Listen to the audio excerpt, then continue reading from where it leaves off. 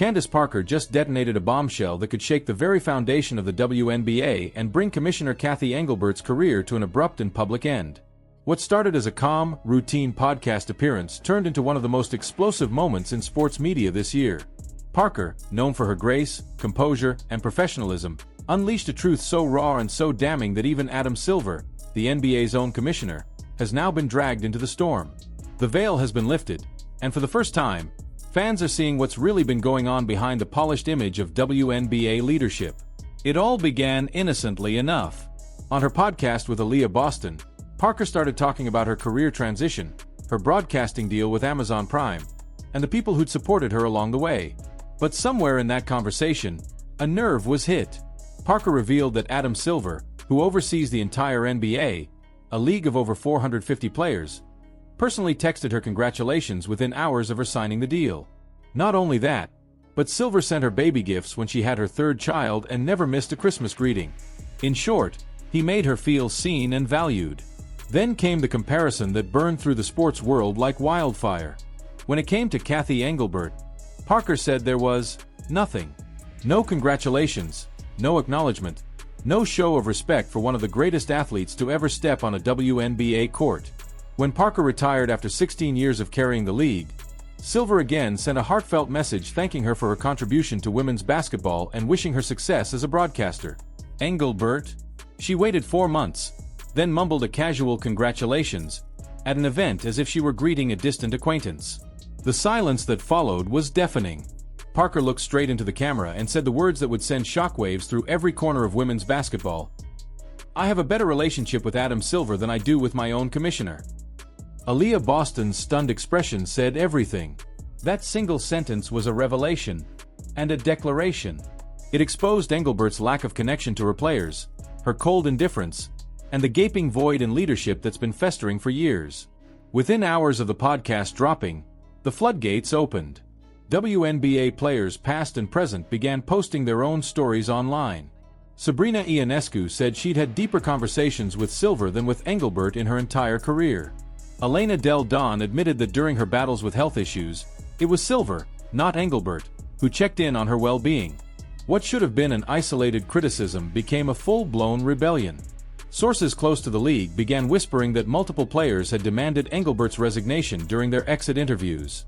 But the situation exploded when leaked audio from a private meeting surfaced online. The recording allegedly caught Engelbert telling players they should be grateful for what they have and stop complaining about salaries. Even worse, she reportedly said that Caitlin Clark wouldn't be making $60 million in endorsements without the WNBA platform, failing to recognize that Clark herself was the one driving the league's value. When players voiced concerns about officiating inconsistencies, Engelbert's response was equally tone-deaf: "Only losers complain about referees." This wasn't leadership. It was contempt disguised as authority. The same commissioner who should be defending and uplifting her athletes was belittling them behind closed doors. And now, with collective bargaining negotiations looming, her arrogance might destroy everything. NBA players earn about half of total league revenue. WNBA players get less than 20%. Parker's revelation and the leaked audio have given the Players Association the ammunition they needed to go to war. They're demanding Engelbert's removal before talks even begin. Even Adam Silver, who usually chooses his words carefully, reportedly told insiders that relationship issues within the WNBA needed urgent attention. A diplomatic way of saying the league's commissioner is failing at her job. Sponsors are noticing too. Corporate giants like Nike and State Farm are privately expressing doubts about Engelbert's leadership, concerned that she's alienating the very stars who make the WNBA marketable. Behind closed doors, whispers of a replacement have already begun. Names like Dawn Staley, Lisa Leslie, and Sue Bird are circulating among board members, many of whom are calling for Engelbert's immediate removal. Meanwhile, the contrast couldn't be clearer when you look at franchises like the Indiana Fever. Their management has done what Engelbert refuses to do: invest emotionally in their players. When Sophie Cunningham joined the Fever, she was welcomed with open arms. The front office built genuine relationships with stars like Boston and Caitlin Clark, creating a team culture that values connection. The Fever understand what Engelbert does not. Players are not employees. They are the product, the face, the brand. Under Engelbert's tenure, The league has missed opportunity after opportunity to capitalize on Caitlin Clark's meteoric rise. When Clark shattered viewership records and pulled ratings comparable to NBA playoff games, Engelbert was absent. No press conferences, no major campaigns, no public celebration of the WNBA's biggest moment in years. Instead of nurturing the star who could have redefined the league, Engelbert's indifference created tension and resentment. Industry insiders estimate that her leadership failures have cost the WNBA hundreds of millions of dollars in lost revenue, sponsorship, and fan engagement. Then came the final blow. Just yesterday, a group of WNBA legends, Diana Taurasi, Maya Moore, and Cheryl Swoops among them, released a joint statement calling for immediate leadership reform in the league office. They didn't need to name Engelbert. The message was clear. When the icons who built your league publicly question your leadership, your tenure is finished. But it gets worse. Potential expansion teams in Philadelphia and Toronto have reportedly paused their bids, citing a lack of faith in current leadership. Billionaire investors are backing away, refusing to commit money to a league they view as unstable and poorly managed. Inside the Players Association, things are escalating fast. Sources claim the union has already hired a top crisis management firm and is preparing to release a public vote of no confidence if Engelbert isn't removed soon. They've been documenting every instance of negligence, every offensive comment, every missed opportunity. One player even revealed that Engelbert once attended a team event and didn't know half the players' names. A stunning admission in a league with only about 150 athletes. Internationally, the ripple effects are just as severe. The WNBA's global expansion is faltering because of Engelbert's reputation. A European broadcaster recently declined to renew its contract, citing leadership uncertainty, while Asian markets are reportedly withdrawing interest despite growing fan bases. The irony is staggering.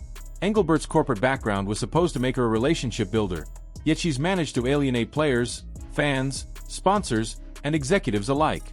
What makes Parker's takedown so powerful is how effortlessly she did it. She didn't scream, she didn't exaggerate, she just told the truth. Coming from anyone else, it might have been dismissed as drama. But when Candace Parker speaks, people listen. She's a two-time MVP, a champion, a Hall of Famer, and a respected broadcaster. Her words carry the weight of legacy. And in this case, they've become a rallying cry for change. Engelbert's downfall is not just about mismanagement. It's about what kind of future the WNBA wants. Modern commissioners are expected to be visionaries and advocates, not bureaucrats hiding behind press releases. Adam Silver understands that. Engelbert doesn't.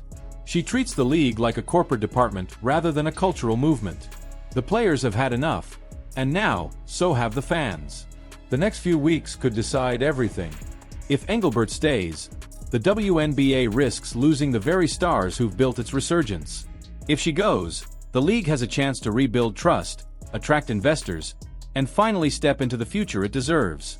But one thing's certain, the players are done being silent. So what do you think?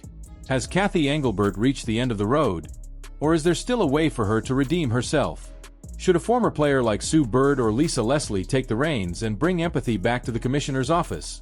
Drop your thoughts in the comments below, and let's talk about it. Don't forget to like this video, subscribe for more in-depth sports breakdowns, and hit that notification bell so you don't miss what happens next.